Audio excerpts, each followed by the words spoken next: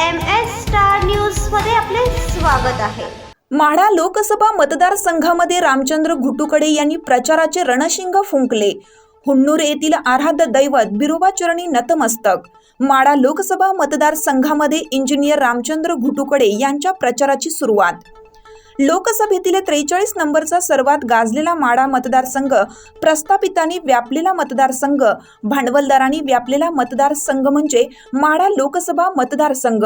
या मतदारसंघामध्ये आजपर्यंत बहुजनांचा, गरिबांचा, सुशिक्षित उमेदवार कधीही उभा राहिला नाही, म्हणून माढा लोकसभा मतदारसंघाचा कधीही विकास झाला नाही।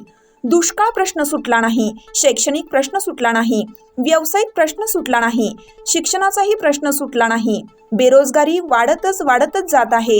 याला वाचा फोडण्यासाठी वेरी कॉलेज या ठिकाणी इंजिनियर झालेला योद्धा, तालुक्यातील सुशिक्षित लेकरू 2019 रोजी सुद्धा माढा लोकसभा लढवली व आता 2024 मध्ये सुद्धा गरिबांचं नेतृत्व करण्यासाठी मोठ्या ताकदीने, जनतेच्या आशीर्वादाने ही लोकसभा जनतेने त्यांना उमेदवारी बहाल केली।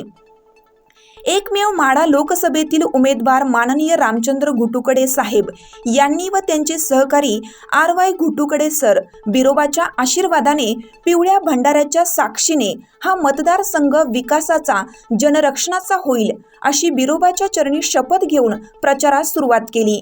बिरोबाच्या नावानं चांगबल म्हणत प्रस्थापितांच्या पायाखालची वाळू सरकवत रणजितसिंह नाईक निंबाळकर, विजयसिंह मोहिते पाटील यांचे डिपॉझिट जनता जप्त केल्याशिवाय राहणार नाही असं म्हणत लोकसभेचे बिगुल इंजिनियर रामचंद्र घुटुकडे यांनी वाजवलं।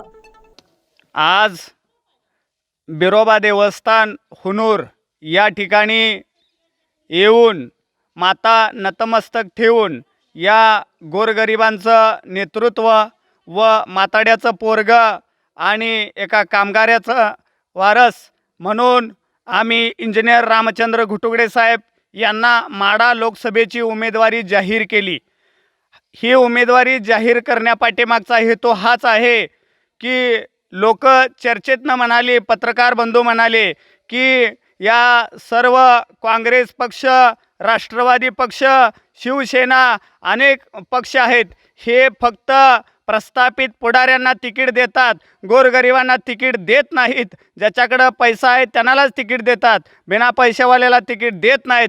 म्हणून आम्ही गोरगरिबांचं लेकरू इंजिनियर रामचंद्र घुटुकडे साहेबांना जनतेनं तिकीट जाहीर केलं। कारण या माढा लोकसभेमध्ये शरदचंद्रजी पवार साहेब उभा राहिले, पण त्यांनी विकासाचं गाजर दाखवलं।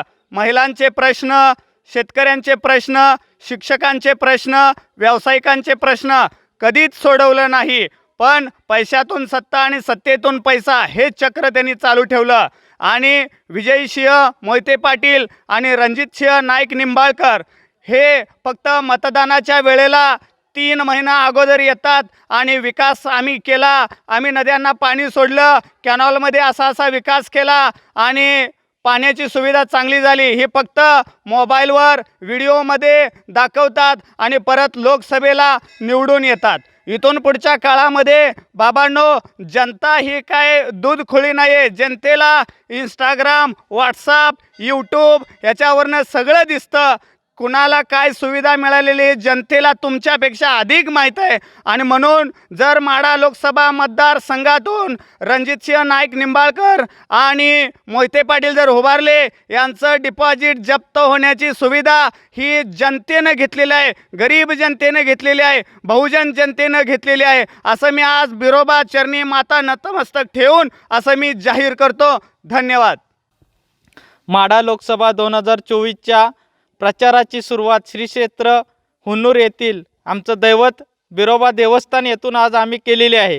या महाराष्ट्रात जे प्रस्थापित पुढारी आहेत, प्रस्थापित घराणं आहेत, ते पैशातून सत्ता आणि सत्तेतून पैसा हे जे काय आतापर्यंत चालत आलेलं गणित मोडीत काढून जे काय माननीय शरदचंद्रजी पवार साहेब असतील, मोहिते पाटील घराणं असेल, निंबाळकर घराणं असेल, यांनी आजपर्यंत माढा लोकसभेची मतं घेतली आणि सत्ता भोगली, पण जनसामान्यांच्या दुःखाला कधीच ते आलेले नाहीत आणि सर्वसामान्यांचे प्रश्न अजून तसेच आहेत। पाण्याचा प्रश्न असेल, शिक्षणाचा युवकांचा प्रश्न असेल, आरोग्याचा प्रश्न असेल, एखादा MIDCचा प्रश्न असेल, त्यांनी आजपर्यंत सोडवण्यात अपयशी झालेले आहेत. म्हणून तरुण युवकांच्या आणि गोरगरीब घराण्यातील युवकांना राजकारणात येऊन संधी हवी आहे.